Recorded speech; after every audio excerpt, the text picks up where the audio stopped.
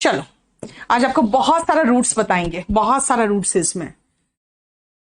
Archie का मतलब होता है रूल, यानी कि शासन। एयर का मतलब होता है, इसको बेटा हियर मत बोलना, इसको एयर कहते हैं, उत्तराधिकारी। Matri is the root of मां। Patri is the root of father, पिता। मोनार्क यहां पे है, मोनार्क ये है रूट, नहीं कुछ, ये वर्ड ही है, राजा। चलो, एनार्की आओ, देखो आर्की का मतलब होता है रूल। ए एन लगा हुआ है बेटा, एन, इन, अन, डिस, मैल, ये सब जो वर्ड्स है ना, किसी भी वर्ड को नेगेटिव बनाता है।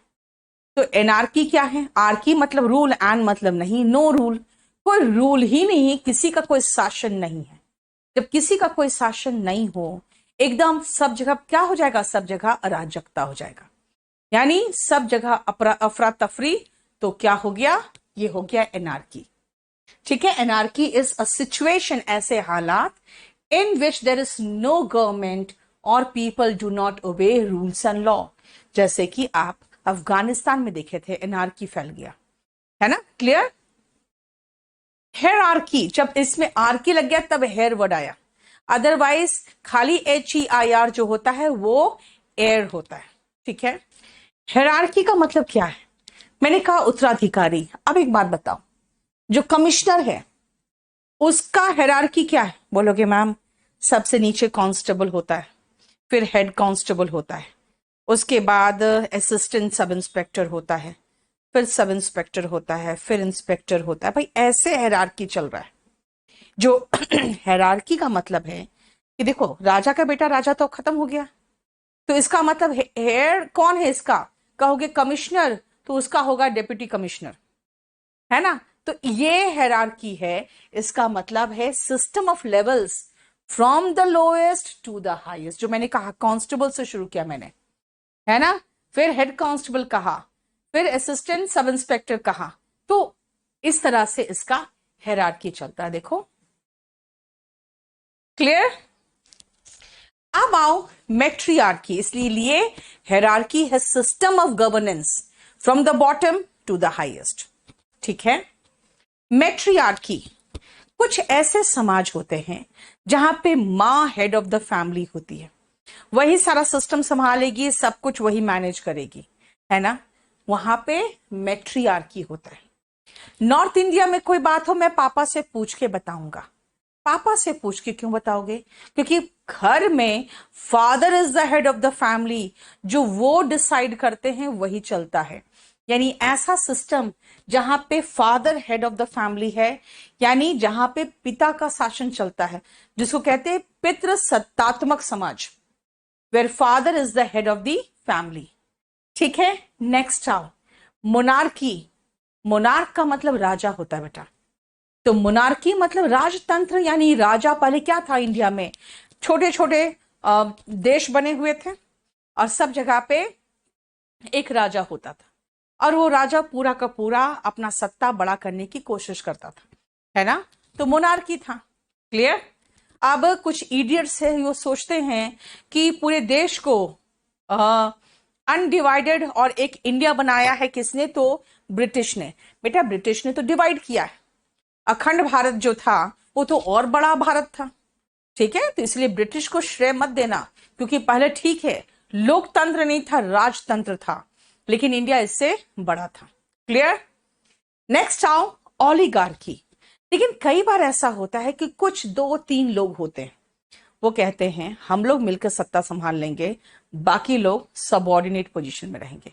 आप कहीं का भी देख लो, आप दिल्ली का देख लो, सेंट्रल गवर्नमेंट देख लो, आपको महसूस होगा 3 से 4 लोग मैक्सिमम, वही है हेड, बाकी सब ठीक है ना नीचे लेवल पे।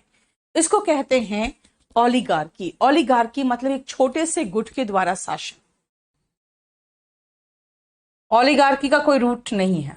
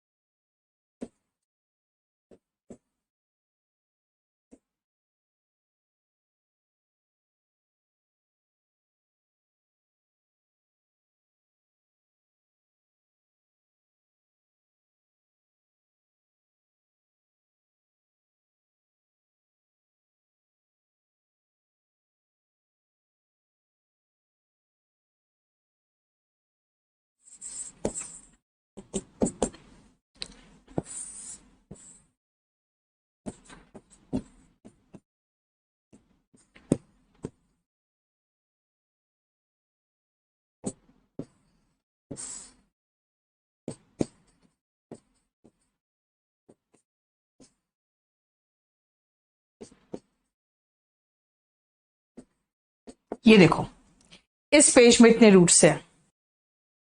आप सुनो बेटा, सिनआर्की क्या है? सिनआर्की, जब आप सिन करते हो ना कोई चीज, तो कहते हैं सिंक कर दिए, आपका आधार कार्ड और आपका बैंक कार्ड, दो बैंक का नंबर दोनों सिंक हो गया। सिंक मतलब ऐड हो गया, टुगेदर हो गया।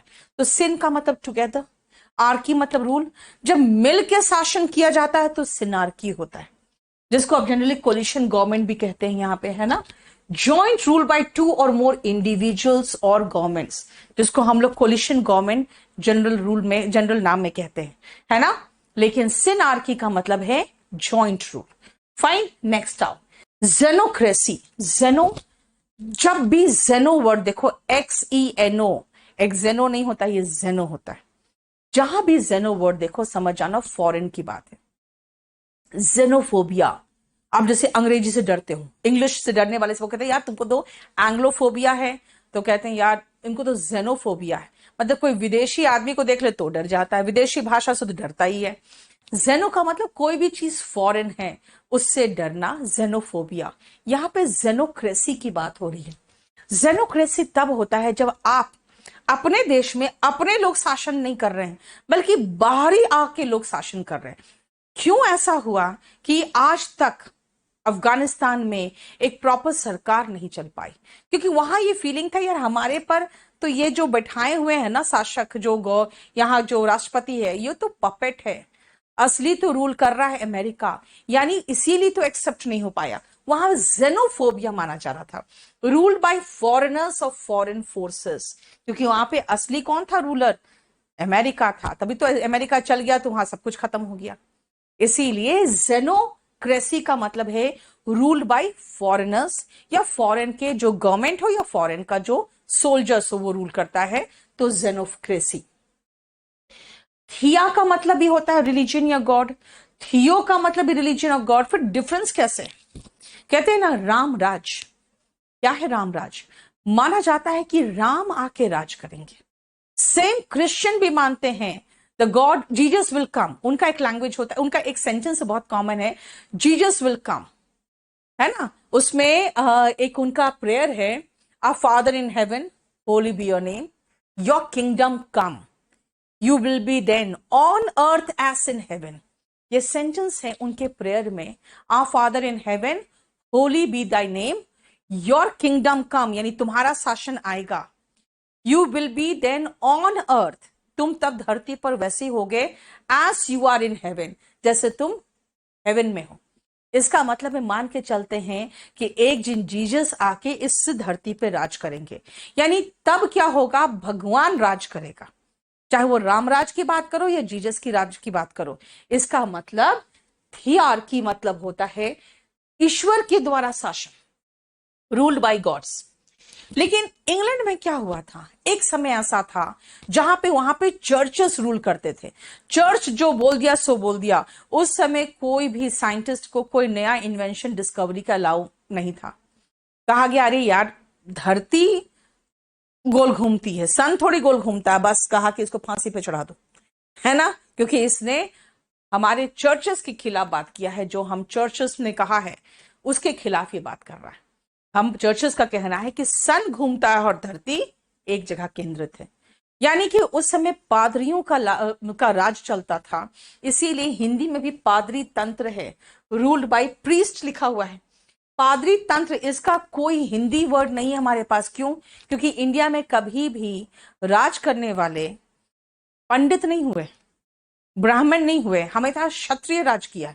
इसीलिए अगेन अगर आप कहोगे कि थियोक्रेसी में पादरी तंत्र ही क्यों लिखते हैं, बिकॉज हमें सिर्फ एक एग्जाम्पल दिखा, और वो भी कहां? इंग्लैंड में, जहां पे चर्चेस में जो फादर्स होते थे वो रूल करते थे। ठीक है, इसलिए थियोक्रेसी है पादरी तंत्र। ठीक है, अब सुनो नेक्स्ट, एडोक्रेसी। कहते हैं ना कि भाई मेरी नौकरी अभी नहीं लगी, अभी मैं एडहॉक में हूं। एडहॉक पे हो इसका मतलब गवर्नमेंट जॉब नहीं लगा है, आप सिर्फ अभी एडहॉक पे काम कर रहे हो। इसका मतलब एक्चुअली आप ब्यूरोक्रेसी के पार्ट नहीं हो। वहां पे जो परमानेंट गवर्नमेंट जॉब्स में है आप उससे अलग हो। इसका मतलब एडहॉक का मतलब हो गया you are not a part of bureaucracy. तो एडोक्रेसी का मतलब यही हुआ कि जो सख्त नौकरशाही है, यानी अ सिस्टम ऑफ गवर्नमेंट, जो रिजिड ब्यूरोक्रेसी होता है ना, उससे अलग जो अनौपचारिक होगा, थोड़ा फ्लेक्सिबल होगा। यानी कि ठीक है यार, इनको सैलरी ऐसे क्लियर कर दो ना। कितना सैलरी है टीचर्स का? अच्छा, टीचर्स का तो 80,000 सैलरी है। इनको देखो, अगर 25,000 में काम करते तो ठीक है, नहीं तो फिर दूसरा देखेंगे, है ना। इसका मतलब कि एक फ्लेक्सिबल सिस्टम बना दिया गया ताकि लोग, जैसे कहते हैं भाई दिल्ली में इतने सालों से कोई वैकेंसी नहीं निकला, तो यहां तो एडहोक्रेसी चल रहा है। टीचर भी एडहॉक में, स्टाफ भी एडहॉक में, सेम चीज सेंट्रल गवर्नमेंट में हो रहा है। तो कंप्लीट एडहोक्रेसी दिख रहा है हमें तो। यानी सब जगह शासन किनका है? एडहॉक पे काम करने वाले लोगों का है। ठीक है, नेक्स्ट आओ एंड्रो। बेटा एंड्रो एंड गाइनी याद रखना। एंड्रोशियम से बना है एंड्रो, जो फ्लावर्स में मेल रिप्रोडक्टिव ऑर्गन्स होते हैं, जिसमें स्टेमेंस होता है, उसको कहते हैं एंड्रोशियम। और बीच में आपको दिखेगा एक चिपचिपा सा रहेगा, वो गाइनीशियम होता है। तो एंड्रोशियम मेल रिप्रोडक्टिव ऑर्गन है, इसलिए एंड्रो बना क्या? पुरुष का रूट। और गाइनीशियम फीमेल रिप्रोडक्टिव ऑर्गन है, इसलिए गायनी जो है बना महिला का रूट। इसीलिए आना एंड्रोक्रेसी, यानी पुरुषों के द्वारा शासन। भाई अफगानिस्तान में महिला यार कोई औकात ही नहीं तुम्हारी, वहां एंड्रोक्रेसी है। महिला है, शादी जैसे तालिबान ने कह दिया कि महिलाओं का कोई काम नहीं है हमारे कैबिनेट में, महिलाओं का सिर्फ एक काम है बच्चे पैदा करे बस। ठीक है, इसका मतलब भाई यहां पर पुरुषों का शासन है अफगानिस्तान में। एंड्रोक्रेसी है, गायनिक्रेसी तो भूल जाओ, वहां तो हो ही नहीं सकता। लेकिन याद रखना, गायनिक्रेसी होता है जब महिलाओं का शासन चलता है, जब महिलाएं रूल करती है। लेकिन जो पुरुषवादी मानसिकता के लोग होते हैं ना, जो लोग मानते हैं यार महिलाएं ये रूल करेंगी, वो एक मजाक में, मजाक उड़ाने के लिए एक वर्ड यूज करते हैं, पेटीकोट गवर्नमेंट। पेटीकोट, क्योंकि महिलाएं पेटीकोट पहनती है साड़ी के नीचे, तो वो एक तरह से मजाक, भद्दा मजाक करते हैं, पेटीकोट गवर्नमेंट चल रहा है। ठीक है। हमारे भी केरी कैंपस जब बन रहा था, तो जो हमारे साथ कुछ टीचर्स आए थे, तो उनमें से एक टीचर ने कहा था, जो दूसरे जो टीचर नहीं आए थे उसने कहा था हमारे टीचर्स को कि भाई अब तो तुम लोग पेटीकोट गवर्नमेंट चलाओगे। तो this was the statement. Petticoat government एक कह सकते हैं एक ऐसा गंदा शब्द है जो महिला तंत्र के लिए इस्तेमाल किया गया है। लेकिन हुआ क्या ना, जब पेटीकोट गवर्नमेंट वर्ड बहुत फेमस हो गया, तब लोगों ने कहा, सोचा कि भाई अब इसको हम बार बार, कि नहीं ये गंदा शब्द है, ये गंदा शब्द है ना। तो उन्होंने इसका मीनिंग चेंज कर दिया। उन्होंने कहा इसका मीनिंग ये होगा कि जो अनड्यू जबरदस्ती अपना राज चलाने की जो कोशिश करती है महिला, हस्बैंड रूल कर रहा है, महिला बीच में टपक रही है ना, उसको कहा गया पेटीकोट गवर्नमेंट। जैसे कि कांग्रेस सरकार में प्राइम मिनिस्टर कोई और था, बार बार सोनिया गांधी इंटरफेयर करती थी। ठीक है, उसी तरह से अब देखा जाए तो जैसे जहांगीर के समय में वो अपनी वाइफ के द्वारा रूल्ड होता था बहुत, है ना। तो इसीलिए तब कहा गया पेटीकोट गवर्नमेंट। अदरवाइज गानिकोक्रेसी का मतलब होता है ऐसा शासन जो महिलाएं चलाती है। नेक्स्ट आओ।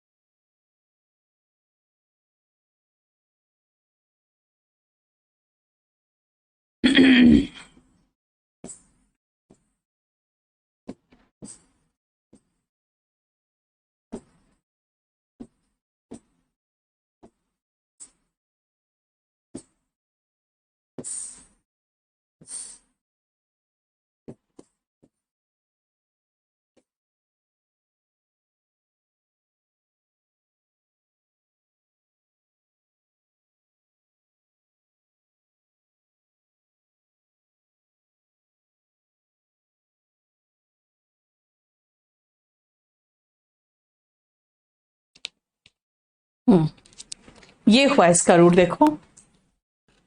चलो शुरू करें। पेटिकोट गवर्नमेंट मैंने समझा दिया। अब आओ एरिस्टोक्रेसी। बेटा एरिस्टोक्रेट का मतलब होता है हाई क्लास। एरिस्टोक्रेट का मतलब हाई क्लास, ठीक है ना। एरिस्टोक्रेट मतलब कुलीन वर्ग के जो लोग होते हैं ना, उनको एरिस्टोक्रेटिक पीपल कहते हैं। एरिस्टोक्रेसी होता है जब एलीट क्लास रूल करता है, यानी समाज के ऊपरी वर्ग रूल करेंगे, लोअर क्लास तो कभी रूल कर ही नहीं सकते, ये ऐसा मानते हैं। ऑटोक्रेसी, बेटा अगर कोई मशीन ऑटोमेटिक है, आपकी जरूरत नहीं है, वो सेल्फ चल जाएगा। ऑटो का मतलब होता है जो अकेला काम कर ले। ऑटोक्रेसी होता है एक तंत्र, यही तो बाद में जाके क्या बन जाता है, डिक्टेटरशिप बन जाता है ना। ऑटोक्रेसी का मतलब होता है एक तंत्र, यानी जब एक व्यक्ति रूल कर रहा है और ये आगे चल के डिक्टेटर्स बन जाते हैं, तो इसीलिए ऑटोक्रेट, फिर बाद में डिक्टेटर और जिसको कहते हो डेस्पॉट, DESPOT, ठीक है। चलो एरिस्टोक्रेसी खत्म, ऑटोक्रेसी समझ में आ गया। बारबेरोक्रेसी, बेटा बारबरिक, डेस्पॉट का मतलब होता है बेटा तानाशाह। तो मैंने क्या कहा, ऑटोक्रेसी से शुरू होता है, जब अकेला राज करोगे तो लगेगा अरे यार हम तो बिल्कुल तोप है, फिर क्या बन जाता है व्यक्ति, वो तानाशाह बन जाता है, ठीक है। नेक्स्ट आओ बारबेरोक्रेसी क्या है, ध्यान से सुनो। बारबरिक का मतलब होता है जो क्रूएल होते, बारबरिक का मतलब जो क्रूएल होते, जो क्रूर लोग होते हैं ना, अगर वो शासन करे तो उसके बाद वो सब तरफ सर्वनाश ही करते हैं।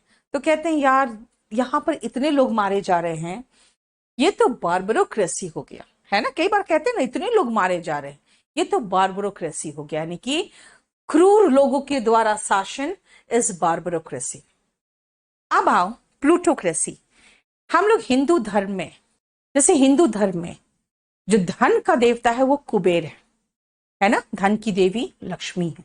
वैसे ही ग्रीक गॉड भी है। ग्रीक गॉड्स में जो पैसे का गॉड है ना, जिसको लोग वहां ग्रीस में पूजते थे पैसे के लिए, उसका नाम था प्लूटो, ठीक है। तो प्लूटोक्रेसी का मतलब हो गया धनी लोगों के द्वारा शासन। तभी मैंने प्लूटो में लिखा है ग्रीक गॉड ऑफ वेल्थ, यानी ruled by rich people, plutocracy, ठीक है। ब्यूरोक्रेट्स कौन होते हैं, ब्यूरोक्रेट का मतलब होता है जो गवर्नमेंट ऑफिसर्स होते हैं। अब मैं गई हूं किसी ऑफिस में, यहाँ कोई काम नहीं, कोई सुनने वाला नहीं, है ना, मैं तुम थक गई हूं यार, यहाँ तो टोटल ब्यूरोक्रेसी है। ऐसे भी ब्यूरोक्रेसी पॉजिटिव नेगेटिव दोनों वर्ड में चलता है ना। अब जैसे अभी उमा भारती ने कह दिया कि ब्यूरोक्रेसी क्या होता है, वो हमारे चप्पल उठाने के लिए होते हैं। IAS ऑफिसर्स बने हैं तुम्हारे चप्पल उठाने के लिए, ठीक है। तो उन्होंने पूरे ब्यूरोक्रेसी को एक तरह से गाली दे दी। ब्यूरोक्रेसी का मतलब सारे गवर्नमेंट ऑफिसर्स जिस तंत्र के अंदर आते हैं उसको ब्यूरोक्रेसी कहते हैं, ठीक है। एंड व्हाट इज डेमोक्रेसी, बेटा डेमो का मतलब होता है लोग। डेमोक्रेसी इस लोगों के द्वारा शासन, जो इंडिया में है भाई, लोग रूल कर रहे हैं, कैसे, थ्रू देयर रिप्रेजेंटेटिव्स, है ना। इलेक्टेड रिप्रेजेंटेटिव जाके हमें रिप्रेजेंट करते हैं, कहां पे, कहां पे, आपको पता है, संसद में।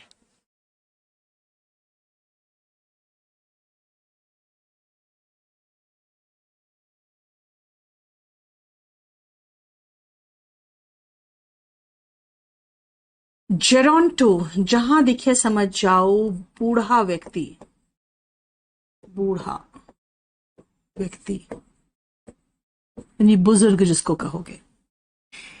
क्लेप्टो, जहां भी दिखे समझ जाना चोर या चोरी की बात हो रही है। लोगो, जहां दिखे समझ जाओ शब्दों की बात हो रही है, ठीक है। मीडिया तो आप जानते ही हो, मीडिया की बात होती है। मॉब, जहां दिखे समझ जाना गुस्से में भरी से भरी जो भीड़ है ना, गुस्साई हुई भीड़।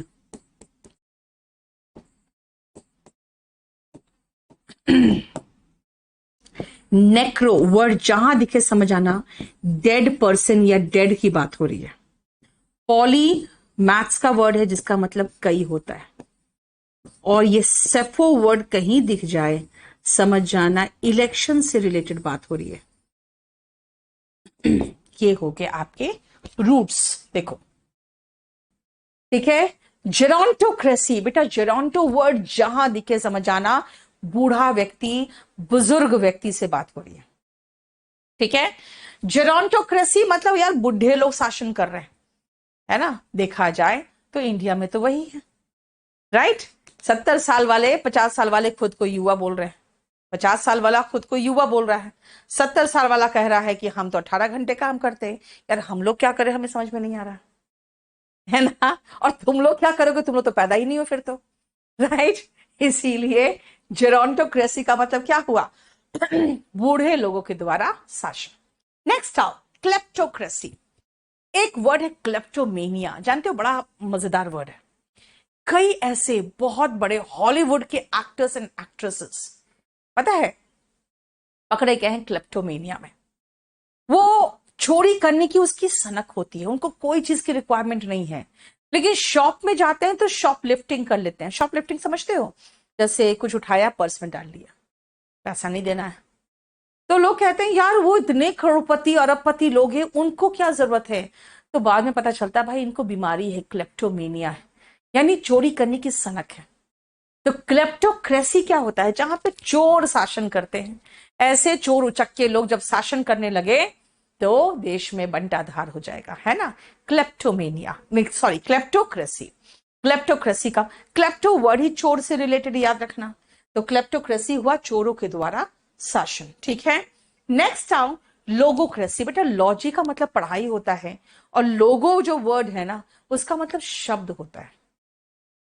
ये लॉजी और लोगो दोनों एक दूसरे से अलग है, ठीक है। लोगो का मतलब शब्द होता है। अब कुछ लोग होते हैं सिर्फ अपने शब्दों के द्वारा शासन करते, करना धरना कुछ नहीं है उनको, वो सिर्फ लिप सर्विस देते हैं। लिप सर्विस का मतलब है खाली जमा पूंजी, उनका क्या है, जुबानी जमा पूंजी है। करना धरना कुछ नहीं है, कोई काम नहीं करेंगे, लेकिन ऐसे बड़े बड़े भाषण देंगे आप कहोगे अरे इससे ज्यादा अच्छा तो कोई नेता हो ही नहीं सकता। बस यही है जो हमारे लिए कुछ सोच सकता है। ऐसे लोग क्या होंगे, ऐसे लोग लोगोक्रेसी कहते करते हैं, और वो लोगोक्रेट्स होते हैं। मीडियाक्रेसी, जब मीडिया शासन करता है, मीडिया ऐसा हवा फैलाता है सब जगह पे कि भाई यही तो भगवान है तुम्हारे, यही तुम्हारा बड़ा पार करेंगे, अगर ये नहीं तो तुम्हारा, तुम्हारे जाति के लोग, तुम्हारे धर्म के लोग सब खत्म हो जाएंगे, बर्बाद हो जाएंगे, है ना। तो वो इस तरह का ऑरा क्रिएट करते हैं उस व्यक्ति के लिए कि सब लोग उन्हीं के पीछे चल देते हैं। मैं फ्रैंकली बताती हूँ आपको, आपको सुनकर खराब लगेगा क्योंकि मैं महिला हूं, इसीलिए ये जो निर्भया केस में जो चारों का जो चारों जो उसके एक्यूज्ड थे, जो आरोपी थे, जो बाद में कॉन्विक्ट्स हो गए, उनकी जो फांसी हुई है ना, just because of media cracy हुई है, just because of media cracy. वरना उससे बुरा बुरा कांड करके और उसके पहले के लोग बैठे हुए हैं कहाँ, तिहाड़ में एंड पूरे ऑल ओवर इंडिया के जेलों में। लेकिन इनको पकड़ के पहले ही फांसी पर इसलिए चढ़ा दिया गया क्योंकि मीडिया ने ऐसा हवा क्रिएट किया कि लगा अगर इनको फांसी पर नहीं चढ़ाया गया तो इसका मतलब सारे महिलाओं के खिलाफ ये एक अन्याय होगा। मीडिया क्रेसी का मतलब होता है मीडिया के द्वारा शासन, जब सब कुछ मीडिया के कारण हो जाता है, ठीक है, पूरा मीडिया का तंत्र चलता है। मोबोक्रेसी तो आप समझ जाओगे क्योंकि मॉब का मतलब होता है एंग्री क्राउड, याद रखना बेटा, इसका मतलब है एंग्री क्राउड, एंग्री क्राउड। इसलिए एंग्री मॉब जैसा कोई वर्ड नहीं हो सकता क्योंकि मॉब का मतलब होता है एंग्री क्राउड, ठीक है ना, एंग्री क्राउड, ठीक है। मोबोक्रेसी, गुस्साई भीड़ निकल रही, ये जलाया, वो तोड़ा, वो फोड़ा, किसी की गाड़ी तोड़ा, पुलिस की जीप जला दी, तो टोटल मोबोक्रेसी है, उन्हीं का शासन चल रहा है, कोई इनको रोकने वाला नहीं है। कमाल है। आज जैसे आपको किशनगंज में आपको मोबोक्रेसी दिखा, क्या हुआ, गाड़ी चढ़ा दिया, 3-4 किसान मारे गए, सब ने मिलके उस ड्राइवर को पीट के मार दिया। तो वहां पे क्या हुआ, किसी पर कोई केस बनेगा, कोई केस किसी पर नहीं बनेगा, क्यों, क्योंकि भीड़ ने मिलके पीटा है और मार दिया। तो मोबोक्रेसी यही होता है, भीड़ पर भीड़ का तंत्र, यानी जो गुस्साई हुई भीड़ है उसका शासन। सिनोनिम है ऑक्लोक्रेसी, जिसका कोई रूट नहीं है, ध्यान रखना। देखो यहां तक बताओ कोई प्रॉब्लम।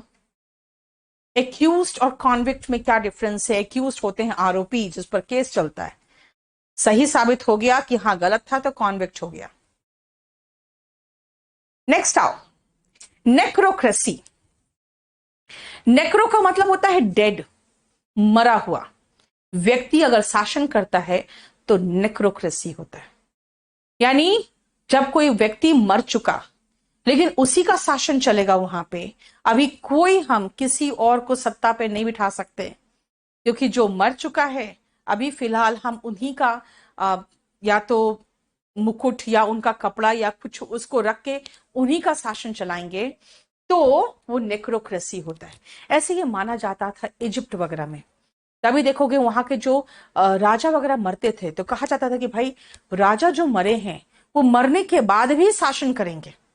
इसीलिए उनके साथ क्या करते थे ना, बहुत सारी चीजें जो राजा को उपयोग की चीजें होती थी, उनका पलंग होता था, सिंहासन होता था, सब कुछ उनके साथ ही दफना दिया जाता था कई।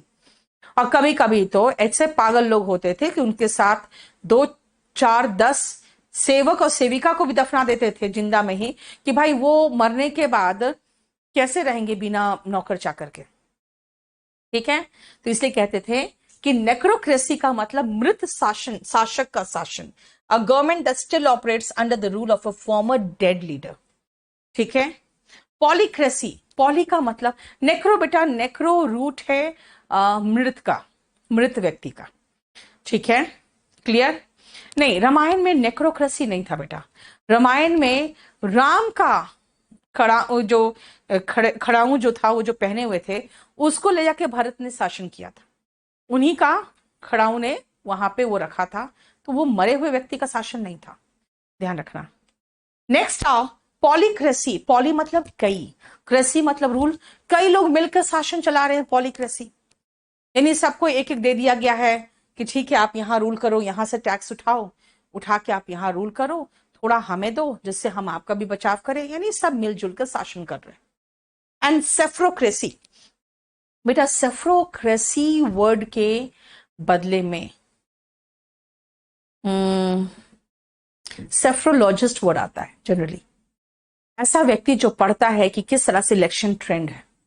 ठीक है, इलेक्शन ट्रेंड, यहाँ पे कितने कुर्मी हैं, कितने यहाँ पे ब्राह्मण हैं, कितने क्षत्रिय हैं, कितने राजपूत हैं, यहाँ पे किस लीडर को हम टिकट दे कि इनका भी वोट मिल जाए, इनका भी मिल जाए, ऐसे करके ना सेफ्रोलॉजिस्ट डिसाइड करते हैं जो सबसे अच्छा उम्मीदवार कौन हो सकता है।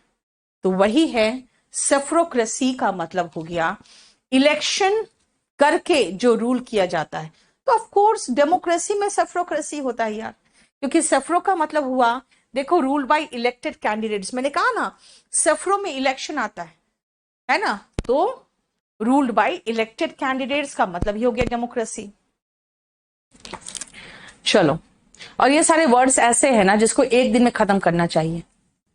स्नोबोक्रेसी, बेटा स्नोबिश, इंग्लिश वर्ड है स्नोबिश, नखरेबाज, नखरेबाजों के द्वारा शासन, यानी कि कोई सुनता ही नहीं है, सब यहाँ पे अपनी ही नौटंकी किए हुए, टोटल यहाँ स्नोबोक्रेसी है ना, मतलब नखरेबाजों के द्वारा शासन। स्ट्रेटोक्रेसी, बेटा स्ट्रेटोक्रेसी का कोई रूल नहीं है, कोई रूट नहीं है। स्ट्रेटोक्रेसी स्ट्रेटा से बना है, और स्ट्रेटा यहाँ पे मतलब होता है तबका, लेकिन यहाँ पे नहीं है इसका मतलब, यहाँ पे सेना के द्वारा शासन। देखा जाए तो पाकिस्तान में लोग कहते हैं कि हाँ डेमोक्रेसी है, बेटा वहां पे सेना सत्ता चलाती है, वो चाहे तो किसी को बिठा दे, किसी को हटा दे, वहां एक्चुअली देखा जाए तो स्ट्रेटोक्रेसी।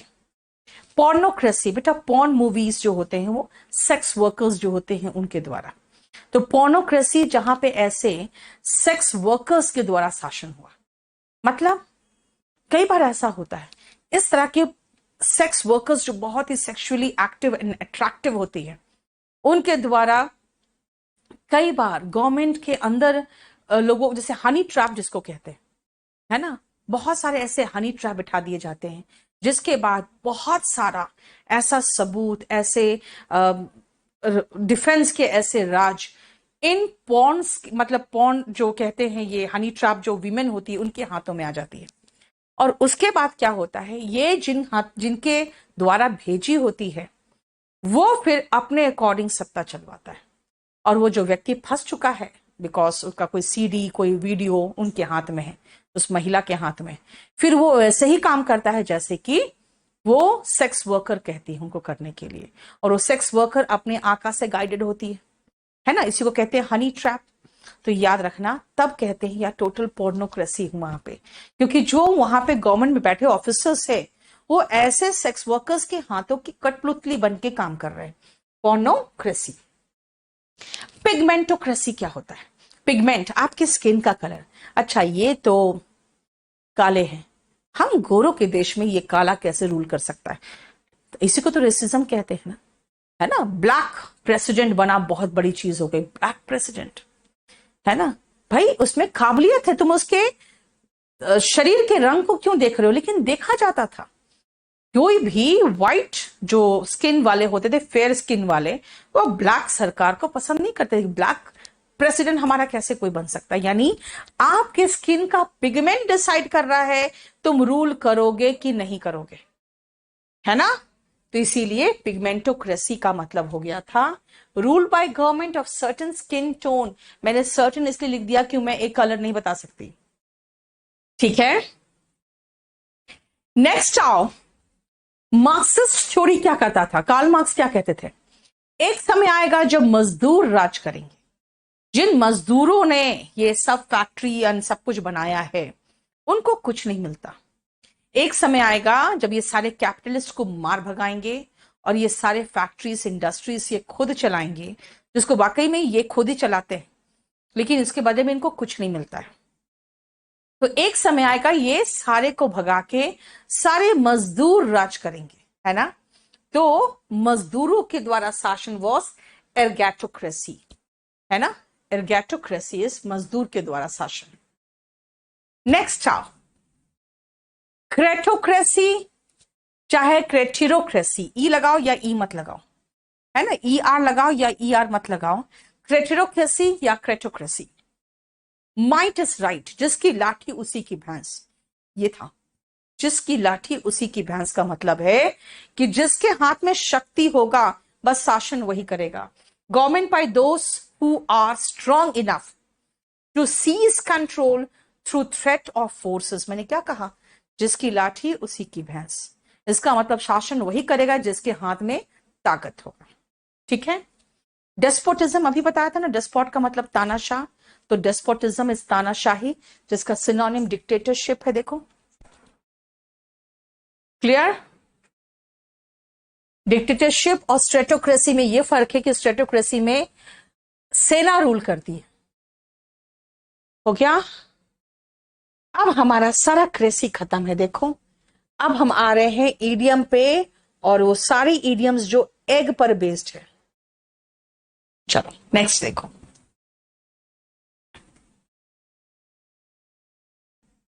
कोई ऐसा व्यक्ति जो गलत काम करता है, आप उसे विश्वास कर ही नहीं सकते, एक नंबर का बदमाश है, ठीक है ना, बिल्कुल किसी विश्वास के लायक नहीं है, बदतमीज है। कहोगे सीधा मैम सब खराबी है उसको, हाँ सब खराबी है, then bad egg. Don't trust him, he is a bad egg. उस पर विश्वास मत करना, he is a bad egg. My friend, he is trustworthy, reliable, very good person, he is a good egg. इसका मतलब kind है, दयालु है, रिलायबल है। मतलब समझ जाओ ना, गंदे जितने अवगुण हैं अगर किसी व्यक्ति में है तो वो बैड एग है। कोई भी अच्छा गुण आपकी बात करोगे, दो चार अच्छे गुण गिना दिए, तो इतना मैं क्यों बोलूं कि काइंड है, काइंड हार्टेड है, रिलायबल है, और धोखा नहीं देगा, इतना लंबा चौड़ा बोलने की जरूरत नहीं है। मैं सीधा कहूंगी ही इज अ गुड एग। बदमाश है, गंदा है, भरोसेमंद नहीं है, कभी भी धोखा दे सकता है, इतना लंबा चौड़ा क्यों बोल रहे हो? Just say he is a bad egg. And अच्छा है, भला है, समझदार है, दयालु है, भरोसा कर सकते हो, रिलायबल है, तो ही is a good egg. Egg on, जब कोई आपको भड़काता है कुछ करने के लिए, है ना। अगर मैं कहूं कि यार मुझे कोई मतलब नहीं उससे, लेकिन ये जो है ना मुझे बार बार उकसा रहा था उससे लड़ने के लिए, तो मैं क्या कहूंगी? He egged me on to fight with him, He egged me on to fight with him का मतलब है कि वो मुझे उकसा रहा था, अच्छे काम करने के लिए नहीं बेटा, याद रखना, बुरा काम करने के लिए। इंस्टिगेट और इंसाइट का मतलब है भड़काना। गॉड एंड प्रोवोक, देखो, टू अर्ज और एनकरेज समवन, किसी को एनकरेज करना, प्रोत्साहित करना, to do something that is foolish, मूर्खतापूर्ण हो या फिर खतरनाक, डेंजरस हो। इसलिए एग ऑन हमेशा किया जाता है ऐसी चीज के लिए जो गलत चीज है। एग ऑन ऐसी चीज के लिए किया जाता है जो कि गलत चीज है। ठीक है, नेक्स्ट आओ। जब लॉकडाउन लगा ना, देन आई रियलाइज्ड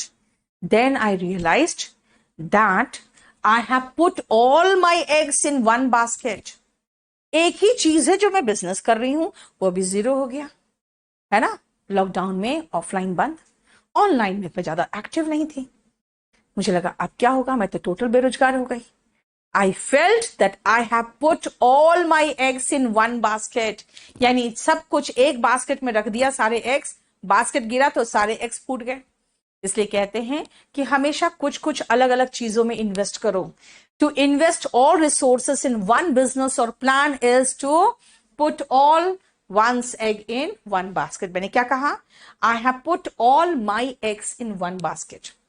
ठीक है, then what is the meaning of walk on eggshells? अब एग का शेल जानते हो कैसा होता है, एकदम बहुत मुलायम, बहुत कमजोर सा होता है। अगर एग के शेल पे पैर रखोगे तो कड़कड़ा के टूट जाएगा, है ना। इसका मतलब अगर एग के शेल को नहीं तोड़ना है तो बहुत धीरे धीरे पांव रखना पड़ेगा, है ना। पिक्चर्स वगैरह में देखते हो डायनासोर के एग्स पड़े हैं और उसे बहुत सावधानी से पैर रख के आगे बढ़ रहा है और बस अंडा फूटा, वो घुस गया अंदर, पूरे लिसलिसे में चिपक गया। इसका मतलब वॉक ऑन एग्स शेल का मतलब है बहुत सावधानी पूर्वक चलना, है ना। भाई ये जो नेता लोग हैं ना, इन लोग जैसे अभी शाहरुख खान का बेटा आर्यन खान पकड़ाया है तो सब बड़े खुश हो रहे हैं, तरह तरह के मीम्स बन रहे हैं। You know, the life of these people, it's very, very uncomfortable. They have to walk on eggshells. इतना आसान नहीं है। Be extremely cautious about one's words or actions. आप देखोगे नेता लोग जल्दी प्रतिक्रिया नहीं देते, because they know very well, वो एक स्टेटमेंट देंगे, सब तरफ से ट्रोलर्स उनके पीछे तो पड़े हुए हैं। बेटा भारत में है ना, लोग अपने दुख से दुखी नहीं है, दूसरों के खुशी से दुखी है। इसीलिए जो ट्रोलर्स होते हैं ना, ये सिर्फ उनके फिराक में रहते हैं कि किस तरह से किसी को बेइज्जती करें। और मेरा मानना है कि राह चलते सड़क छाप लोगों की कोई बेइज्जती नहीं करता। इसलिए अगर आपकी बेइज्जती करने के लिए तत्पर है और ट्रोलिंग हो रही है आपकी, इसका मतलब you are something, take it positively, right. इसका मतलब जो बड़े लोग हो जाते हैं, जो नामी लोग हो जाते हैं, जब आप ऑफिसर बन जाओगे, you know, you cannot go on commenting on any and everyone. You will have to walk on eggshells. ठीक है, देखो, ठीक है, देखो एक next, chicken and egg situation. सुनो ध्यान से, पहले अंडा आया कि पहले मुर्गी आई? अंडा आया कि मुर्गी आई? पता नहीं क्या आया, राइट। पहले क्या हुआ पता नहीं। अगर मान लो कभी ऐसा होगा कि भाई पहले लोगों की नौकरी गई कि पहले रिसेशन आया, तो कहते भाई रिसेशन जब आता है ना तो लोगों की नौकरी चली जाती है। अब फिर जब लोगों की नौकरी चली जाती है, उनके पास बाइंग कैपेसिटी कम हो जाता है। जब बाइंग कैपेसिटी कम हो जाता है तो फिर ऑफकोर्स वो गाड़ी वगैरह खरीदेंगे नहीं, है ना। वो चीजें खरीदने की उसकी कैपेसिटी कम हो जाती है, तो रिसेशन आ जाता है। तो ये चिकन एंड एग सिचुएशन है, कौन किसको पैदा कर रहा है पता नहीं। रिसेशन पहले आया कि जॉब्स पहले गए, जॉब्स पहले गए कि रिसेशन पहले आया। अनएम्प्लॉयमेंट रिसेशन का जिम्मेदार है कि रिसेशन अनएम्प्लॉयमेंट का जिम्मेदार है, पता नहीं। It is just chicken and egg situation, मतलब अंडा आया पहले कि मुर्गी आई पहले, ये पता नहीं। ठीक है, नेक्स्ट आओ, एग ऑन वंस फेस। बेटा पहले जमाने में जब अंडों का दाम कम होता था तो लोग किसी को इंसल्ट करना चाहते थे ना, कोई डांसर या कोई सिंगर या कोई स्पीकर को, तो अंडा फेंक देते थे उसके चेहरे पे क्योंकि पता ही अंडा लिसलिसा सा होता है, फूटता है तो पूरा लगता है ना। इसका मतलब public humiliation, public humiliation. Egg on one's face is to look foolish or embarrassed. Sometimes you speak such a thing that you get an egg on your face. इसका मतलब है कि आप पब्लिकली ह्यूमिलिएट कर देते हो खुद को। ठीक है। डेविल्स एडवोकेट, मान लो मैं जानती हूं अगर यहां पे मैं एंकर के रूप में, तो मैं क्या चाहूंगी कि मेरे जो पैनल में लोग हैं वो बोले। अब मान लो जब मैं उनके साथ सहमत हो जाऊं, अगर मैं उनके साथ सहमत रहूंगी तो उनकी बातें नहीं निकाल पाऊंगी उनके अंदर से। मैं कहूंगी हाँ हाँ ये बहुत अच्छा सरकार काम कर रही है, सरकार बहुत अच्छा काम कर रही है। तो वो क्या होगा, फिर वो कहेंगे कि नहीं भाई मैडम, सरकार देखिए ये प्रॉब्लम्स है, यहाँ पे ये प्रॉब्लम, यहाँ बेरोजगारी का प्रॉब्लम, यहाँ पे ये प्रॉब्लम है। अगर मैं जानती हूं कि अगला सरकार के खिलाफ बैठा हुआ है, तो मैं क्या करूंगी, मैं जानती हूं कि ये सरकार काम नहीं कर रही, कोई भी स्टेट की गवर्नमेंट या सेंट्रल की गवर्नमेंट के बीच में अगर मैं बात करूं, मैं जानती हूं कि सेंट्रल गवर्नमेंट या स्टेट गवर्नमेंट काम नहीं कर रही है, लेकिन मैं जानबूझ के उनका पक्ष लूंगी, यानी लोगों के खिलाफ बोलूंगी। इससे क्या होगा, लोगों से बातें निकलेगी, है ना। To have an opinion which you may not agree, मैं जानती हूं मैं गलत बोल रही हूं, to but which is very different from what other people have. अब मैं एक और एग्जाम्पल देती हूँ। अगर मान लो मैं जॉइंट फैमिली और न्यूक्लियर फैमिली की बात करूं, तो आप रहना तो पसंद करते हो न्यूक्लियर फैमिली में, लेकिन वाहवाही करते हो जॉइंट फैमिली का, भाई दादा दादी होने चाहिए, चाचा चाची होने चाहिए। तो मैं क्या करूंगी, मैं जानती हूं कि लोग जॉइंट फैमिली के पक्ष में बात करेंगे, मैं न्यूक्लियर फैमिली की तरफ से शुरू हो जाऊं। मैं जानती हूं कि मैं थोड़ी गलत हूं, यहाँ पे दादा दादी को माइनस करने की बात हो रही है, लेकिन मैं ऐसा पक्ष इसलिए रख रही हूं क्योंकि मैं चाह रही हूं लोगों का ओपिनियन जो है वो निकाल सकूं। इसका मतलब डेविल्स एडवोकेट का मतलब जो मैं जानती हूं गलत है, डेविल का मतलब शैतान होता है, मैं जानती हूं ये गलत है लेकिन मैं उसी की तरफ से बात कर रही हूं ताकि आपके मुंह से कुछ निकलवाऊं तो सही। ठीक है। A close book and open book, बंद किताब और खुली किताब, है ना। बंद किताब जो इंट्रोवर्ट है, जो अपनी बातें दिल में ही रखते हैं, दूसरों के सामने नहीं दिखाते। जैसे एक पिक्चर में वरुण धवन ने कहा कि मैं तो खुली किताब हूं, तो हीरोइन ने कहा भाई खुली किताब भी हो लेकिन पढ़ने में टाइम तो लगेगा, तुरंत हाँ कैसे कर दो शादी के लिए, है ना। तो खुली किताब का मतलब है जो अपनी बातें एकदम खुल के बताता है। To wear your heart on your sleeves, इसका मतलब है अपने स्लीव्स में अपने दिल लेके घूम रहे हो। ठीक है। इसका मतलब अपनी बातों को खुल के रख रहे हो। लेकिन अ क्लोज्ड बुक का मतलब होता है जो अपनी बातें अपने दिल तक रखता है, ये किसी को नहीं बताता। ठीक है। यहां का एक इडियम है उसको भी लिख लेना, टू वेयर वंस का मतलब योर हिज, जो भी लगाना लगा दो, one's heart on one's sleeves, जिसको कहते हैं हम एक्सट्रोवर्ट, बहिर्मुखी, और ये होते हैं इंट्रोवर्ट, अंतर्मुखी, जो अपनी बातें दूसरे से ज्यादा शेयर नहीं करते। ठीक है।